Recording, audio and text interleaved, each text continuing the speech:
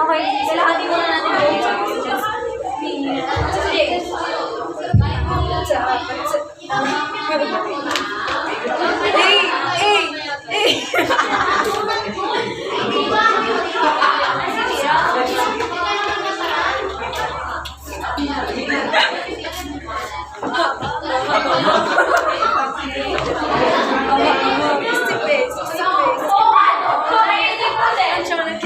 Sige sa mic. Sige sa mic. Ate, try mo nga.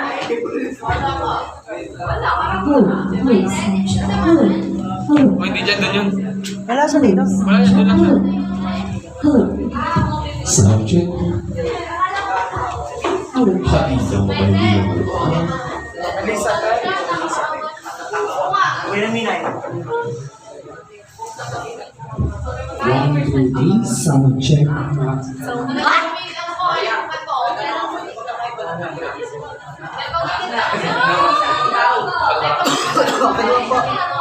One, two, three, sound check. Isa, dalawa, tatlo. Pagsubok sa kamera. Isa, dalawa, tatlo. Pagsubok sa mikropono. Kuya, ikaw muna. Ikaw? Ay, nga pala. Quiet on the set, 1 minute sound check and 5 minutes airing. Radio Broadcasting Filipino is now on air.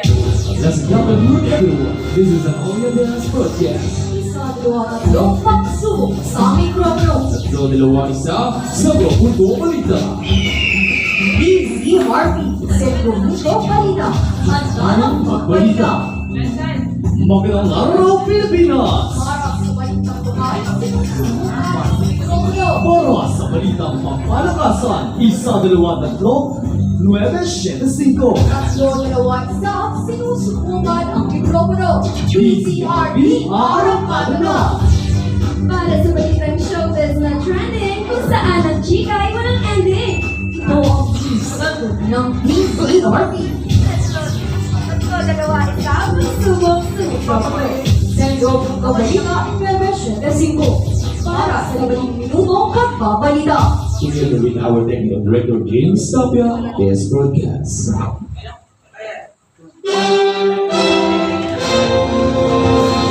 Live mula sa News Center ng BCRP, maghahatid ng totoo at mapanitigang mga balita.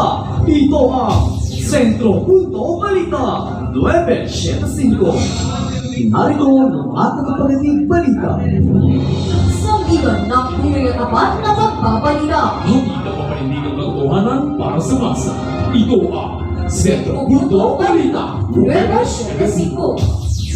Magandang araw, Pilipinas! May magandang panahon pagbaga. Para sa manarikang balitaan, ako si Fred Manila. At ako naman si Rio Meneses para sa tapat na lingkod bayan. BCRP 975. Ang oras ng buong kabuluhan ay alas 2 ng hapon. Sa ulo ng mga nagbabagong balita ngayong araw Vegas, ikaliman ng Disyembre 2024. Russian attack submarine na namataan sa West Philippine Sea, pinaalarman ng bansa. Department of Budget and Management Secretary Pangandaman, inaprubahan ang 1 bilyon para sa disaster-related infrastructure. Region Key PISA Align Test, ipinatupad ng EFNA.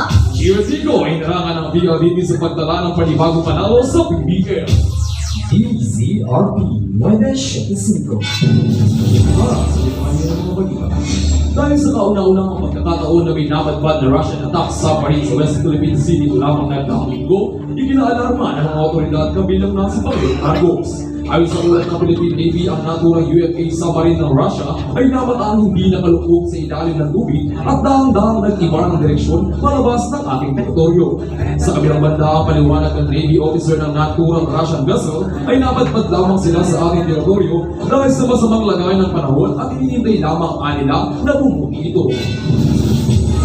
Para sa iba pang balita, aprobado na ni Department of Budget and Management Secretary Amena Pangandaman ang pagbibigay ng 1 bilyon sa Department of Works and Highways upang magamit sa mga disaster-related infrastructure projects. Ayon kay DBM Secretary Pangandaman, ang pagpapalabas ng Special Allotment Release Order sa loob ng isang taon ay malaking bagay upang maipagpatuloy ang rehabilitation and restoration efforts ng DPWH matapos tumama ang sunod-sunod na kalamidad sa bansa. Dagdag pa rin ang makikinabang din sa nasabing boto ang iba pang atensyon. Magbabalik ang Sentro Punto Balita matapos ang isang paalala. Nay, nandito na po ako. Oh, ano? Ano balita mo? Akin na. Ito na? Pasensya na po, Nay. May na po kasi yung kita ng shop ngayon. Wala ka talagang kwentang bata ka.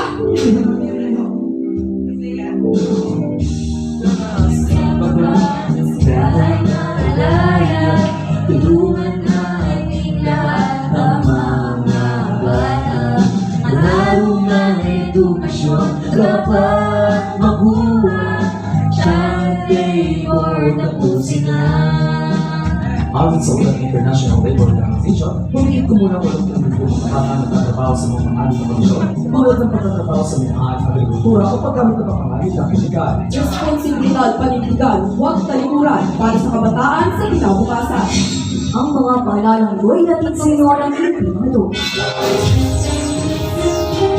Ngayon patuloy na nakikinig sa Sentro Punto Balita. Pagpapatupad sa Region 3 Program for International Student Assessment isinagawa ng FNAS. Para sa detalye ay narito si Ira Guzman. Pinapatupad ang Perdagdangan National Agricultural School ang Region 3 Visa Aligned Test simula nito lang ng Lunes. Ayon sa DepEd Regional Memorandum No. 789 Series of 2024, ang nasabing pagsusulit ay naglalayo na sa inbound estudyante sa computer-based assessment para sa paghahanda sa visa. Dagdag pa rito, magpapatuloy naman ang naturang pagsusulit hanggang 13 ng Disyembre. Ayon Radio Guzman para sa Sentro Punto Balita. DZRP 975. Crossovers, sinagdaman ang PLDT na makuha ang pamumuno sa study ng PBL. Para sa detalye narito si Christian Katuba. Pinililan ng Cherokee Crossovers ang panguna sa kartada ng PLDT high-speed hitters matapos mapagsakit sa score ng 3-1 set sa 2024-25 Premier Volleyball League o Filipino Conference sa Smart Araneta Coliseum kahapon.